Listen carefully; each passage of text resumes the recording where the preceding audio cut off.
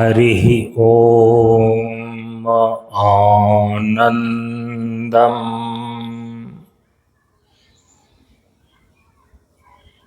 प्रशान्ते जीवन दर्शनम्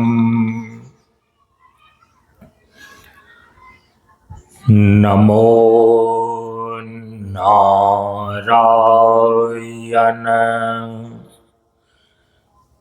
नारायणम्।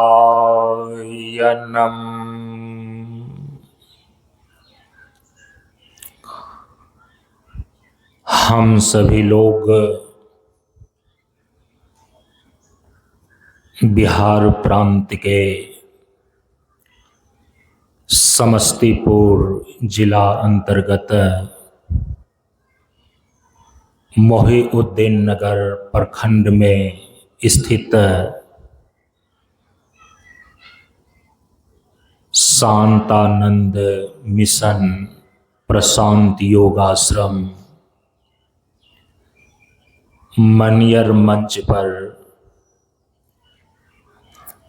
संन्यास दिवस के उपलक्ष्य में प्रतिवर्ष 4 दिसंबर से लेकर 10 दिसंबर तक होने वाले 7 दिवसीय सत्संग कार्यक्रम के आज मंच के नियमानुसार कार्यक्रम का अंतिम 2 दिन पूर्णाहुति कार्यक्रम के रूप में मनाया जाता है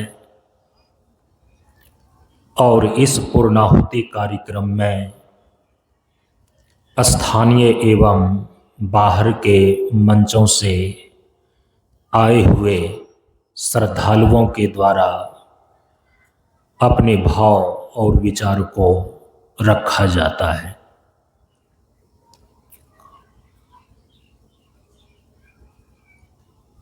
इस 7 दिवसीय ज्ञान यज्ञ सत्संग सत्र के पूर्णाहुति कार्यक्रम के अंतर्गत हम सभी लोगों के समक्ष मनियर आश्रम मंच के श्री चंद्रकेत सिंह जी एवं वर्तमान मुखिया श्रीमती कल्पना देवी के सुपुत्र कुमार आनंद अपने विचार को लेकर प्रस्तुत हो रहे हैं। हम सभी लोग ध्यानपूर्वक श्रवण करें। आनंद। सदगुरु बाबा के श्री चरणों में कोटि कोटि नमन। उपस्थित सभी जनों को मेरा नमो नमः। आज मैं अध्यात्म के 2 बेहद महत्वपूर्ण अंग संयम और नियम पर कुछ विचार रखना चाहता हूँ। संयम हमारे मन पर नियंत्रण करता है, अर्थात नियम हमारे जीवन में अनुशासन और नियमितता लाता है। जब संयम और नियम का एक साथ पालन होता है तब साधक का मन शुद्ध और उसकी आत्मा परम शांति की ओर अग्रसर होती है। यही अध्यात्म का सच्चा मार्ग है जो हमें प्रकाशमान बनाता है। इसे अगर नियमित किया जाए तो ये हमारे मन को मजबूत और प्रकाशमान बनाता है। मैं अपनी वाणी को विराम देता हूँ।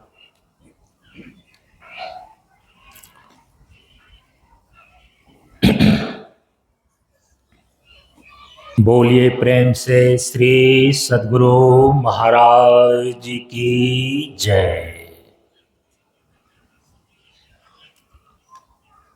अब हम सभी लोगों के समक्ष इस मनियर आश्रम मंच के श्री चंद्रकेत जी व श्रीमती कल्पना देवी की सुपुत्री कुमारी गुरुप्रिया अपने विचारों को हम सभी लोगों के समक्ष रखने जा रही हैं।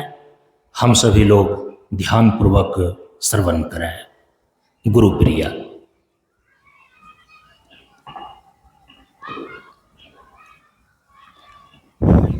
सद्गुरु शांतानंद बाबा के श्री चरणों में कोटि कोटि नमः। उपस्थित सभी गुरुजनों को मेरा नमो नमः। I want to tell you something about, and my topic is sanskar. Sanskar means the value of belief and good quality. Sanskar means the value of belief and good quality. Good quality that shape the people characters.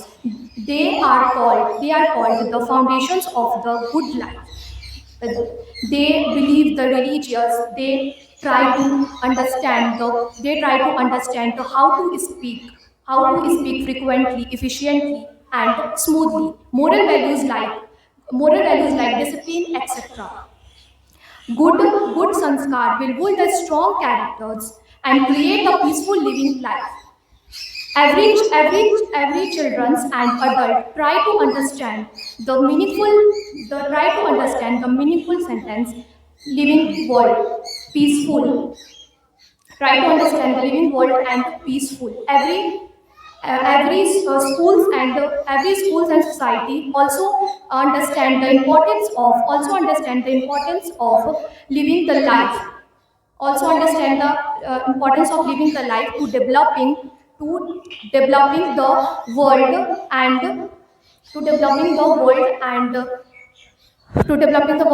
teaching the discipline, work and responsibility. Thank you. बोलिए प्रेम से श्री सद्गुरु महाराज की जय। अब हम सभी लोगों के समक्ष है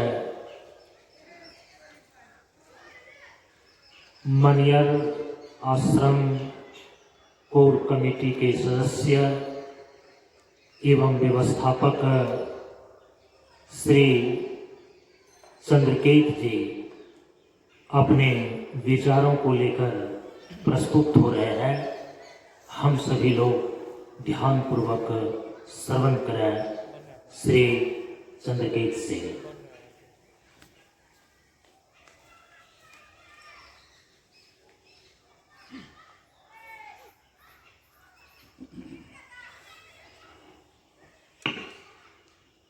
परम पूज्य गुरुदेव बाबा के श्री चरणों में कोटि नमन।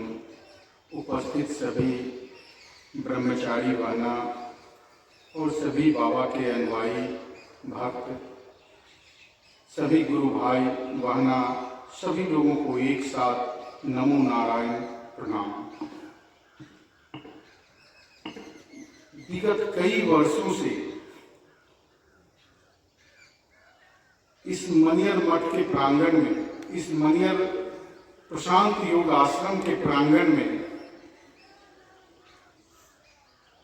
संन्यास दिवस के शुभ अवसर पर आप सभी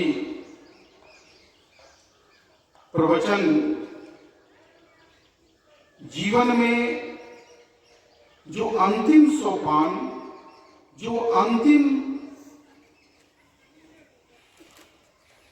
संन्यास के माध्यम से जो आप आत्मबोध करते हैं, उस संन्यास जीवन में जो 9 सूत्र हैं, इस 9 सूत्र पर निरंतर कई सालों से प्रकाश डाला जा रहा है और सभी लोग इससे अवगत हो गए हैं। बाबा ने आप लोगों के बीच सभी बातों को बताया कि कैसे इस मंच के माध्यम से, चाहे वो गृहस्थ हों या वानप्रस्थ हों या ब्रह्मचारी हों, सन्यासी हों, सभी को बाबा ने एक ही दीक्षा सूत्र दिया है, लेकिन सबके धर्म अलग अलग है। अगर कोई ब्रह्मचारी की दीक्षा लिए हैं तो उनके लिए कुछ नियम, थोड़ा नियम में बदलाव है, लेकिन इस आत्मबोध की जो प्रक्रिया है वो सब लोगों के लिए एक समान है। अब उसे इस प्रक्रिया को करने की जरूरत है। अभ्यास करत करत अभ्यास के जरमत होत सुजान, रसरी आवत सिलबे परत निशान। इस तरह से पत्थर पर भी जब रस्सी बार बार जब पत्थर पर होकर पानी को निकालने का काम करता है तो उस पर भी निशान पड़ जाता है। और बाबा ने तो अपने संपूर्ण जीवन को, पता नहीं, मुझे इतनी क्षमता नहीं कि मैं आपको ये बता सकूं कि कितने जीवन से इस कार्य को निरंतर लगे हुए थे, लेकिन इस जीवन में कठोर तप और तपस्या के बाद आपको जो उन्होंने दिया है, एक साधारण मानव से लेकर और नारायण तक बनने का आपको विधि, आपको सूत्र बाबा ने दिए हैं। इसी क्रम में मैं आज चाह रहा था कि मैं कुछ अपनी ही जीवन, अब चूंकि हम लोगों के जीवन का भी 50वां साल पार कर गया, हमें लगा कि कुछ अपने भी जीवन के बारे में आपको बताऊं कि कैसे जीवन रूपी जो ये नैया मानव को मिला है, ये बाबा के शब्दों में 92 लाख योनियां हैं और इस 92 लाख योनि में नर का तन बड़ी दुर्लभ से मिलता है।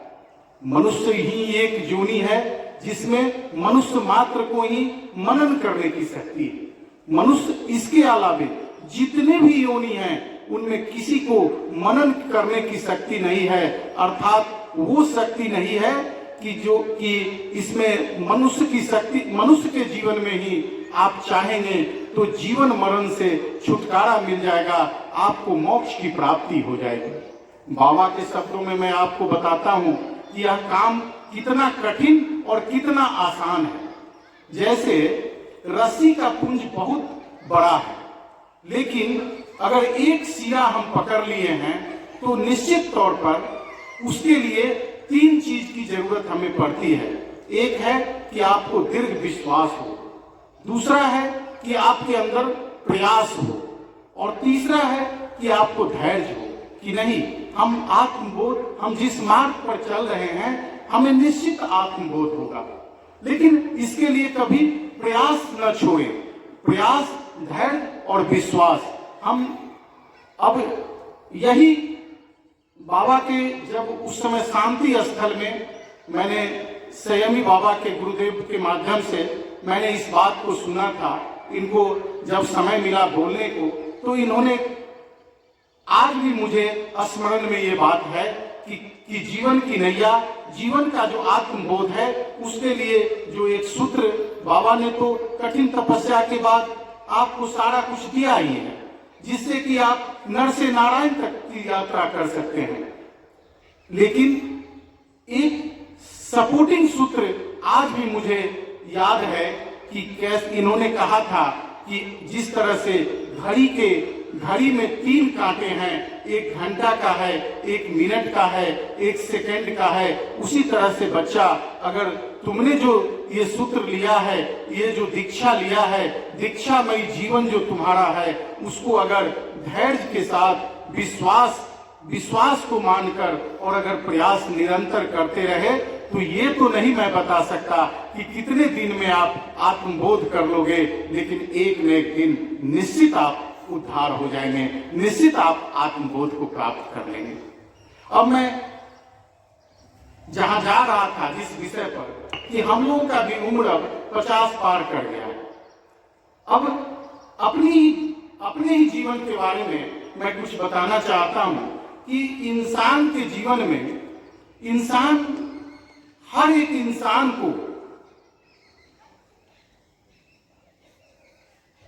परमात्मा प्राप्त आत्मबोध ही एक रास्ता है।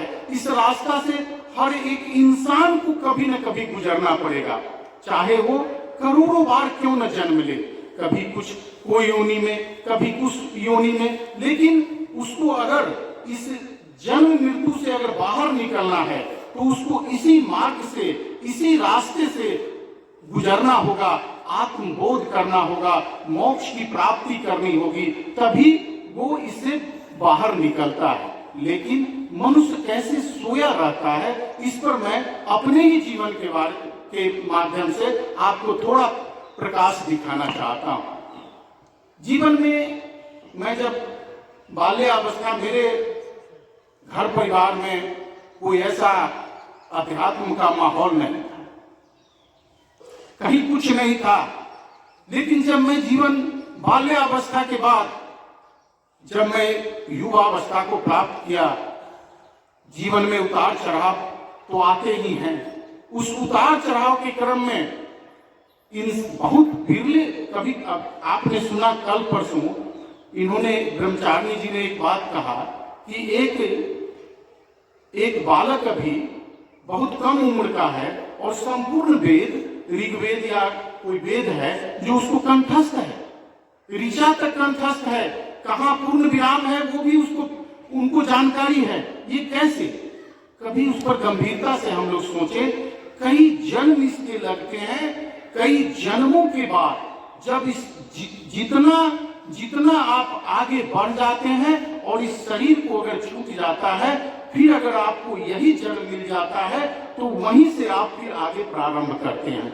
इसका माने है कि वो अगले जन्म में वेद के उन तमाम ऋचाओं को या वेद का अध्ययन कर चुके हैं, इसलिए उनको बाल्यावस्था में भी वो सब याद है। इसके धर्म शास्त्र में कई प्रमाणिक उदाहरण हैं। अभिमन्यु अपनी माता के गर्भ में थे, चक्रव्यूह की चक्रव्यूह के युद्ध का सारा उन्होंने रहस्य सुना, गर्भ में सुना, लेकिन उसके बाद भी उसकी प्रज्ञा शक्ति में वो आ गया और वो अंतिम जो भेदन का था वो नहीं सुन पाए, जिसके कारण उनकी मृत्यु हुई। लेकिन गर्भ में ही, वो माता के गर्भ में ही चक्रव्यूह भेदन का सब कुछ सुन चुके थे।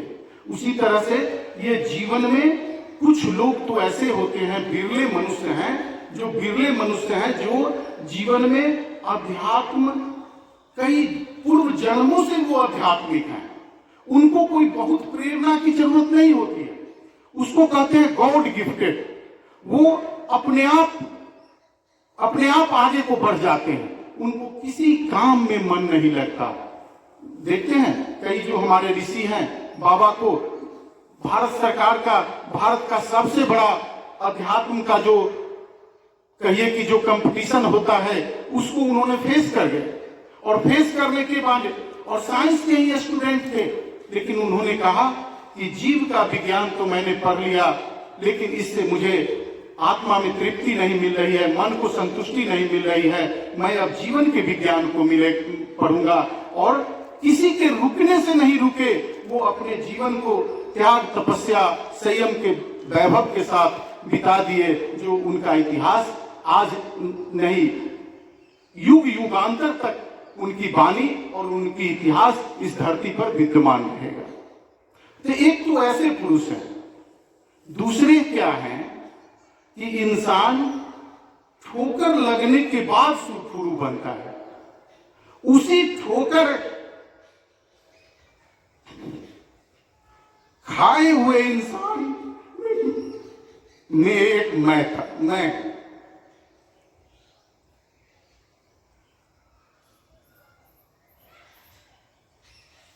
किन्हीं, हो सकता है बहुत आदमी को इनकी, इस अध्यात्म की कोई जरूरत नहीं पड़ती हो, वो भौतिक जगत में ही, भोग में ही अपने जीवन को सुख महसूस कर रहे हैं और अपने जीवन को डुबाकर उसी में वो अपने को बहुत आनंदित महसूस कर रहे होंगे।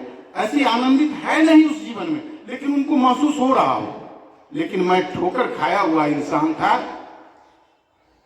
और मैं ठोकर खाने के बाद मुझे मन में हुआ कि और लोगों के देखने के अनुकूल कि जीवन में थोड़ा ये धर्म स्थलों को घूमना चाहिए, जाना चाहिए मुझे।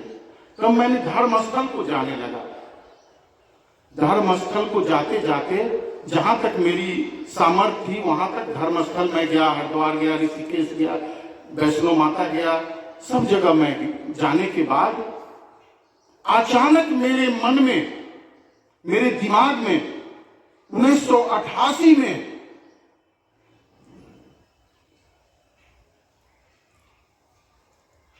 मैं बाबा को कि सत्संग को सुना था, कुछ समझा नहीं था, लेकिन मैं सुना जरूर था। जितने दिन उन्होंने प्रवचन दिए मैं वहां बैठा जरूर था।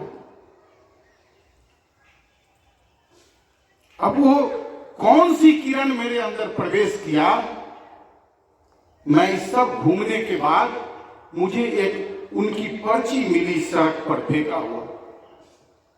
मैं उस पर्ची को लाया, लाने के बाद फिर मुझे पर्ची हमसे कहीं मिस हो गया। उसके बाद हमारे मन में हुई कि मुझे जो लगा जैसा कि दुनिया में उनसे बड़ा कोई संत ही नहीं। लेकिन जब हम पता किए तो पता चला कि वो तो हिमालय को चले गए। उसके बाद एक दिन मैं बड़ा तनाव के जीवन जी रहा था, मैं बहुत पीड़ित था और अपने दरवाजे पर मैं बैठा हुआ था। तो एक इसी घाटाटोल में नर नारायण स्वामी जी के आश्रम पर एक कैलाश बाबा रहते थे और वो बहुत बुजुर्ग थे, लाठी के सहारे।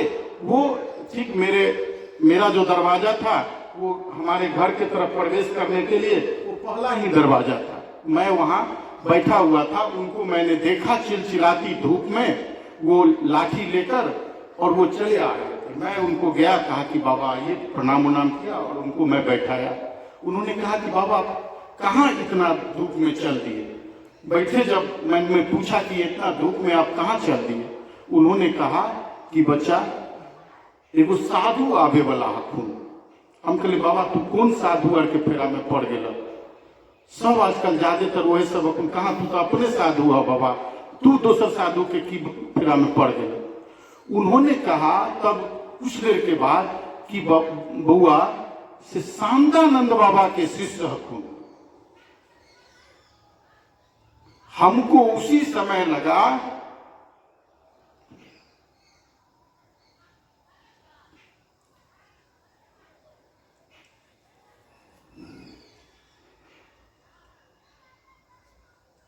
कि कोई व्यक्ति, इतने महान व्यक्ति हमको संदेश लेकर हमारे पास आ गए हैं।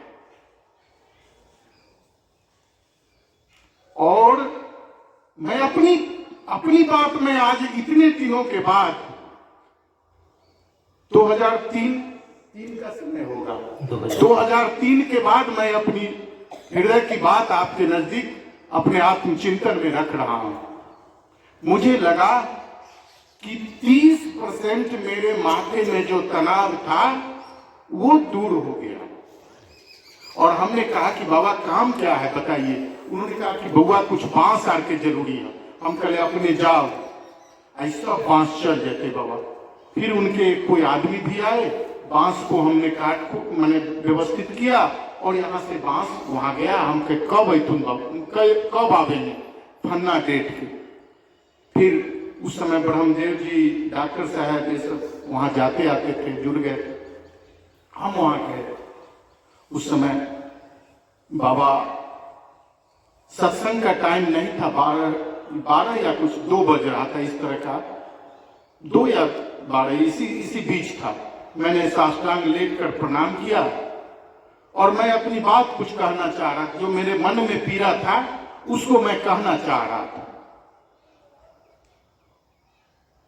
तो इन्होंने हाथ से हमको इशारा करके और इशारा से इन्होंने कहे कि बच्चा आप सत्संग में आइए 3 बजे, 3:30 बजे। मैं फिर घर नहीं आया, वहीं से फिर सत्संग नहीं, घर आ गए। फिर नहा धोकर फिर मैं सत्संग के लिए गया और मेरे जो प्रश्न थे मन में उसका जवाब मुझे उस मंच से हमको मिल गया। मैंने जो मेरे सवाल थे, जो मैं उस समय बेचैनी में मैं पूछना चाह रहा था, उसका जवाब मुझे मंच से ही मिल गया। और मिलने के बाद मैं फिर सत्संग सुनने लगा। सुनते सुनते 2-4-10 दिन सुनने के बाद, 14 दिन का था, 2-4 दिन शायद पहले बीत गया था, और जो शेष सत्संग था उसको मैंने सुना। सुनने के बाद मुझे तो था कि भाई मुझे और इसके गहराई में जाना है, तो मुझे कुछ प्रार्थना, कीर्तन, उपदेश आदि जो भी था वो कुछ मिला था, उसको मैं शुरू कर दिया था। करने के बाद मुझे ऐसा फिर बेचैनी हुई और मैं खोजने लगा कि बाबा का जो तस्वीर था मनियर का, वो कहाँ है। तो मुझे पता चला कि विश्वनाथ बाबू के यहाँ शायद है। फिर मैं उनके घर गया, बड़ी किताब उताब में बहुत जगह खोजवाए, और खोजने के बाद उस तस्वीर को मैंने लिया। फिर मैं विद्यापति वहाँ पहुँचे। उस समय आश्रम पर रहते थे, और मुझे समय कुछ मिला इनसे बात करने का, तो मुझे तो कुछ था ही नहीं, मैं क्या बात करता। तो मैंने कहा कि इस तस्वीर के माध्यम से मैं इनके पास नजदीक तक जाऊं। उसी तस्वीर को लेकर मैं नजदीक तक गया, और इन्होंने इस तस्वीर को देखने के बाद, और भी एक साधक जी थे, नरेश साधक जी, उनको इन्होंने दिखाया, और कुछ चर्चाएं हुई, और इन्होंने कहा कि हमने कहा कि बाबा उधर भी एक सत्संग। तो फिर शायद वहीं घाटा टोल प्रेम नगर मंच में ही हुआ, और उसके बाद फिर अचानक एक और संत थे भोला जी, वो और बाबा का आगमन मनियर में हुआ। और हमको लगता है कि हम लोग 3:30 बजे से थोड़ा देर पहले पहुंचे थे उस किनारे पर। उस समय फिर 3:30 बजे का कार्यक्रम किया गया, और कार्यक्रम करने के बाद फिर स्थल चयन हुआ कि कहाँ पर मंच बनाया जाए, और मंच बनाए यहाँ। एक दिन में मंच बनकर तैयार हो गया। फिर सत्संग का कार्य प्रारंभ हुआ। इसमें भी फिर थोड़ा उतार चढ़ाव मेरे जीवन में आया। मैं थोड़ा फिर ऐसी कुछ मैंने लगा कि भाव कहीं न कहीं से मेरा टूट रहा है, मैंने ऐसा महसूस हुआ। फिर मुझे अंदर से अपने आप को एक मजबूत आवाज मुझे मिली कि तुम कहां से, तुम किसको खोज रहे थे, और वही सारा कुछ वही तुमको मिला है, वही साधना, वही पद्धति, वही तुमको सब मिला है जीवन में। इसलिए मजबूती से इस साधना को करो। ये जब साधना करोगे, एक तरफ तुम जैसे पानी का जो ट्यूबवेल है उसके हैंडल को जैसे ही चलाओगे, पानी उधर निकलेगा। जितना बढ़िया फोर्स का मशीन रहता है, देखते हैं पानी उतना ही मोटा पानी बाहर जाता है। लेकिन मेरे अंदर उतनी सामर्थ्य नहीं थी, वो कोई हॉर्स पावर वाला सामर्थ्य नहीं था। लेकिन मैं इतना जरूर बाबा की कृपा से, और रोज मैं उनसे यही मांगता हूं कि जब तक इस जिंदगी में हूं, और जब तक इस अंतिम मुकाम को न पहुंच जाए, इसको विस्मृत न होने देंगे, इसको मैं निरंतर करता रहूं, ये सामर्थ्य मुझे जरूर दें। और मैंने देखा, अपने पर ही एक्सपेरिमेंट करके देखा कि धीरे धीरे कुछ ऐसी शक्ति आने लगी अंदर में, जो यह फिल्टर करने लगा जैसे हंस के अंदर, हंस को यह ताकत हो जाती है कि पानी को, दूध और पानी दोनों को मिला दे तो पानी को अलग कर देगा, दूध को अलग कर देगा। उसी तरह से कुछ ऐसे अनुभव होने लगे कि अरे ये काम गलत है, ये ना करो, ये सही है, ये करो, ये न करो। और बहुत सारे इस तरह के अनुभव मुझे, और उनकी असीम कृपा, मुझे ऐसा लगता है कि मेरे आगे पीछे कोई नहीं है। मुझे ऐसा लगता है कि अगर कोई मेरा सहारा है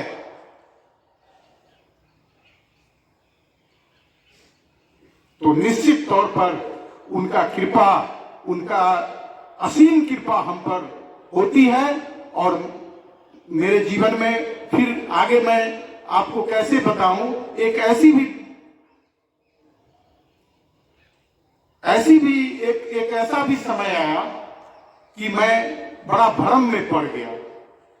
मुझे कई तरह के रोगों का भ्रम मेरे अंदर प्रवेश कर गया। मैं डॉक्टरों के पास जहां गया तो किसी ने कुछ बताया, किसी ने कुछ बताया कि एक कैंसर मार्कर एक जांच है, उस जांच को मैंने कराया। डॉक्टर उस जांच ने मुझे कहा कि आप कैंसरस हो गए हैं, पॉजिटिव हो गए हैं।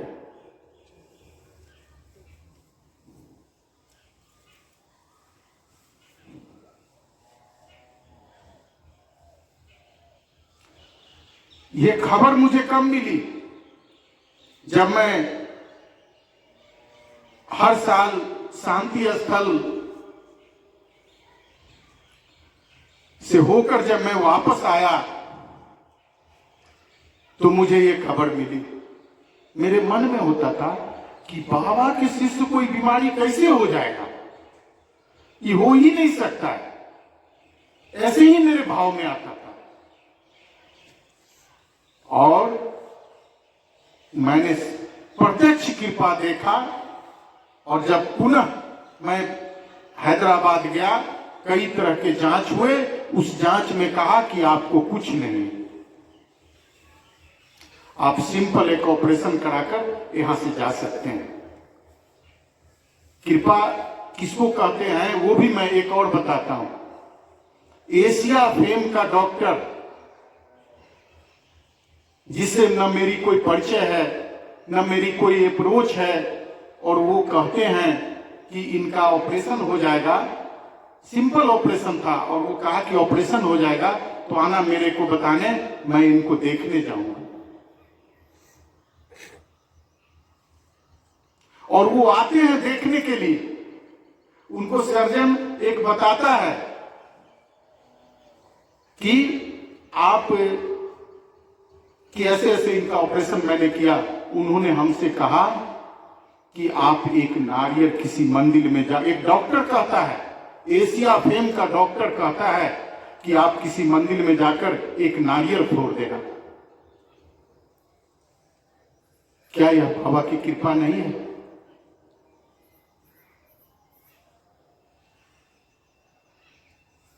इसलिए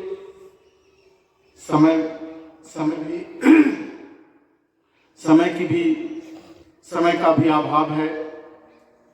और ये 7 दिन का सत्संग पूर्णता की ओर अग्रसर है। मैं आपसे यही कहूंगा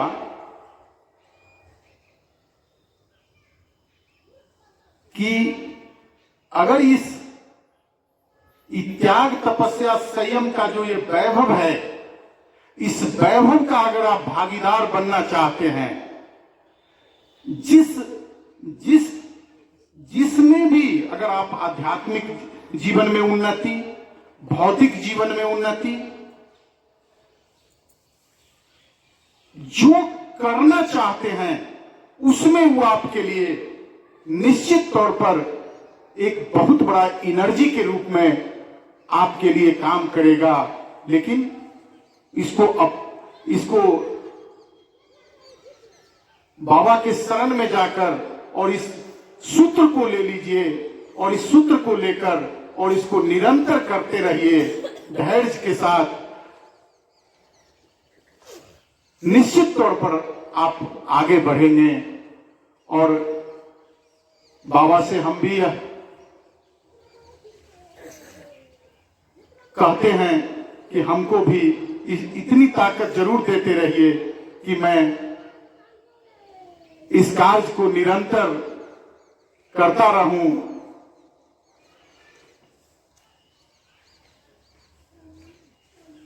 इसी के साथ मैं अपनी वाणी को विराम देता हूं। सभी लोगों को एक साथ नमो नारायण। बोलिए प्रेम से श्री सद्गुरु महाराज की जय। हम सभी लोगों ने